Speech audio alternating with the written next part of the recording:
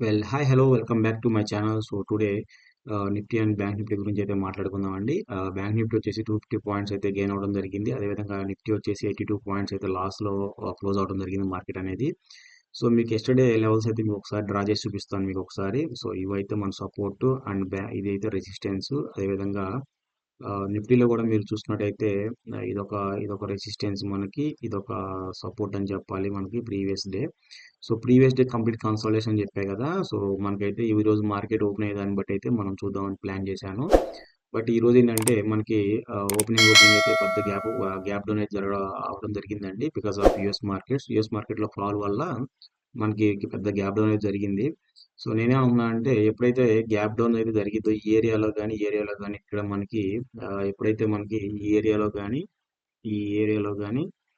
మన క్లోజ్ అయితే ఇక్కడ జరిగింది కదా. ఆల్మోస్ట్ గ్యాప్ డౌన్ అయిందంటే ఈ ఏరియాలో ఇక్కడ మనకు కొంచెంసేపు సస్టైన్ అయ్యి మనకి ఇలా ఫర్దర్ గా అయితే బ్రేక్ ఇచ్చిందని చెప్పేసి నేను ప్లాన్ చేశాను అనుకున్నాను. బట్ గ్యాప్ అప్ అయిందంటే మాత్రం యథావిధిగా మనకి ప్రీవియస్ డే రేంజ్ దగ్గర అయితే ప్రీవియస్ డే రేంజ్ లో అయితే పెడితే మాత్రం మనకి మళ్ళీ ఇవాళ కూడా కన్సల్టేషన్ ఉండే అవకాశం ఉందని అనుకున్నాను. అదేవిధంగా మీరు చూసుకున్నట్లయితే మన నిఫ్టీ వచ్చేసి వాళ్ళు మనకి ఎక్స్పైరీ అన్నమాట. సో ఎక్స్పైరీ కాబట్టి మనకి ప్రాబుల్లీ కొంచెం కన్సల్టేషన్ ఉండే అవకాశం ఉంది. ఎందుకంటే ఆప్షన్ సెల్లర్స్ కంట్రోల్ ఉంటారు కాబట్టి.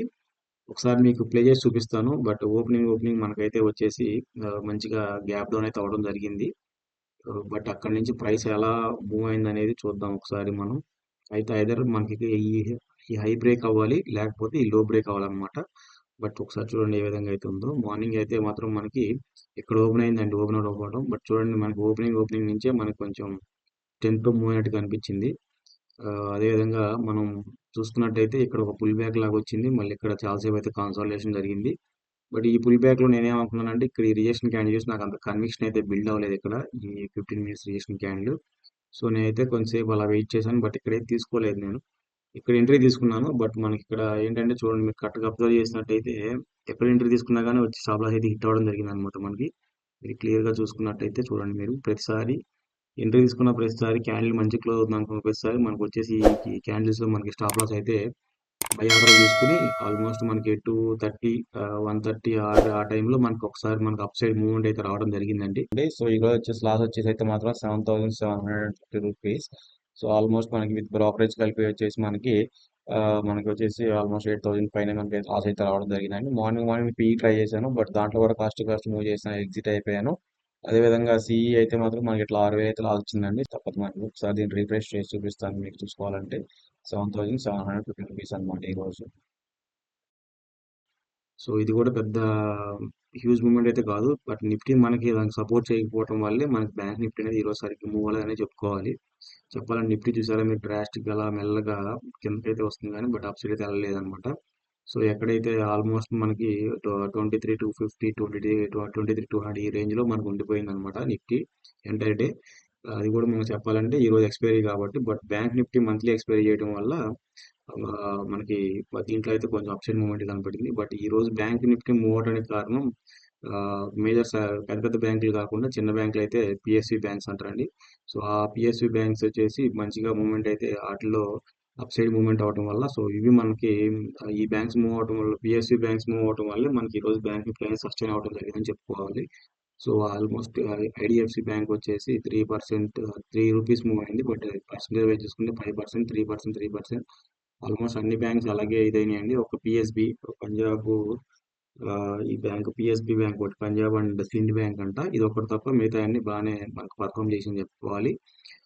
అదేవిధంగా మీకు లార్జ్ బ్యాంక్స్, పెద్ద బ్యాంక్స్ లో చూసుకుంటూ వచ్చేసి మనకి యాక్సిస్, ఎస్బీఐ లిటిల్ బిట్ అండి. అదేవిధంగా మీకు కోటక్ బ్యాంక్ నెగిటివ్ లో క్లోజ్ అయింది. బట్ ఇది ఒకటే నెగిటివ్ లో ఉన్నంత మాత్రాన బ్యాంక్ నిఫ్టీ మనకు కిందకు వచ్చిందని అనుకోవటం కరెక్ట్ కాదు.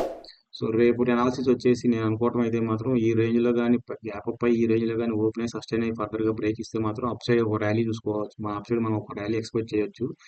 అదేవిధంగా మనం వచ్చేసి ఒకవేళ పెద్ద గ్యాప్ డౌన్ అయిందంటే మాత్రం, ఈ రేంజ్ లో గ్యాప్ డౌన్ అయిందంటే మాత్రం రేపు ఫ్రైడే కాబట్టి కన్సల్టేషన్ లో పెట్టే అవకాశం ఉంటుందండి. సో ఈ రేంజ్ లో కానీ ఇక్కడ ఓపెన్ అయినా ఫర్దర్ గా మళ్ళీ పైకి అయితే వెళ్ళిద్దని అనుకుంటున్నాను. బట్ మన మార్కెట్లో అయితే మాత్రం అప్ సైడ్కి అయితే వెళ్ళాలని చెప్పేసి చూస్తున్నాను అనమాట. మీకు దీన్నే మీకు ఒకసారి వన్ డే టైం ఫ్రేమ్లో చూపిస్తాను మీకు. సో వన్ డే టైం ఫ్రేమ్లో మీరు చూసుకున్నట్టయితే ఇక్కడ నుండి మనకి ఏదైతే మనం ఆల్రెడీ ప్రీవియస్ వీడియోస్లో మనం ఏదైతే డిస్కస్ చేసుకున్నామో ఇట్లా అనమాట. ఏదో ఫ్లాగ్ ప్యాటర్న్ చెప్పాలంటే మనకి ఏదో ఫ్లాగ్ ప్యాటర్న్, బట్ ఈ లెవెల్ అయితే మాత్రం బ్రేక్ అవ్వనట్లేదు అనమాట మార్కెట్ వచ్చేసి. సో ఈ లెవెల్ ఎప్పుడైతే బ్రేక్ అయ్యిద్దో, ఈ లెవెల్ బ్రేక్ అవ్వనంత వరకు అయితే మాత్రం డౌన్ సైడ్కి అయితే చూడొద్దండి మార్కెట్ బ్యాంక్ నిఫ్టీ అయితే మాత్రం. అండ్ ఇదైతే రెసిస్టెన్స్. సో మీకు క్లియర్ రెసిస్టెన్స్ అనమాట ఇదైతే మాత్రం. సో ఇదైతే ఈ రోజు క్యాండిల్ కంప్లీట్ గా ఎంగప్ చేసిందనే చెప్పాలి. So bulls are in control అని చెప్పుకోవచ్చు. రేపు కానీ ఇక్కడ కానీ మార్కెట్ కానీ ఈ రేంజ్ లో కానీ ఓపెన్ అయ్యింది అంటే మాత్రం వన్స్ ఈ ఎవరైతే సిఈ సెల్లర్స్ ఇక్కడైతే ఈ ఏరియాలో ఉన్నారో వీళ్ళు ఎగ్జిట్ అయ్యారంటే మాత్రం ఫర్దర్ గా అప్ సైడ్ మూవ్మెంట్ ఉండే అవకాశాలు ఎక్కువ ఉన్నాయండి. అదేవిధంగా నిఫ్టీ చూసుకుంటే compared with bank Nifty, Nifty కొంచెం కిందకి ఎక్కువ ఆ, పడిందని చెప్పాలన్నమాట. బట్ నిఫ్టీ క్యాండిల్ చూసుకొని స్ట్రెంత్ అంత ఏం కనిపించట్లేదు.